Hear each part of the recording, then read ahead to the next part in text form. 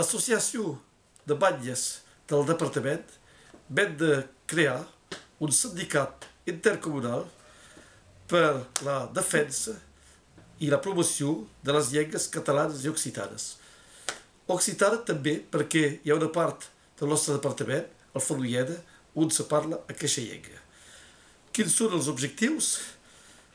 Primer és de mirar de favoritzar la promoció de les nostres llengües minoritaris com vectors de desenvolupament econòmic i turístic. Ajudar també a l'ensenyament d'aquestes llengües, que siguin dels cursos per a adults, però també a l'escola, per als nens i els més grans.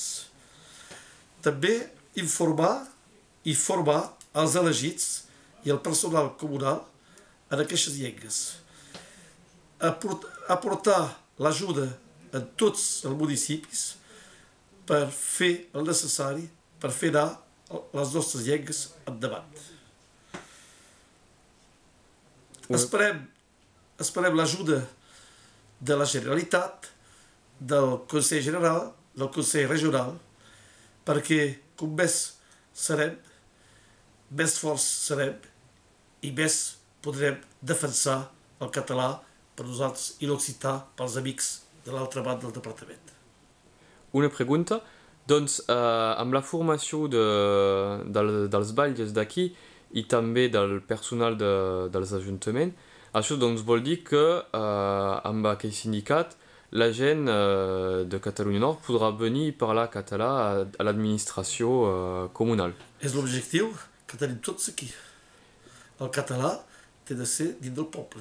Tothom pot parlar català dins del poble. I també aquell sindicat voldrà promoure el català dins l'espai públic també? Sí, exacte, dins l'espai públic. Una anècdota, fa més de 20 anys que vaig fer el primer casament aquí en català a Sant Andreu.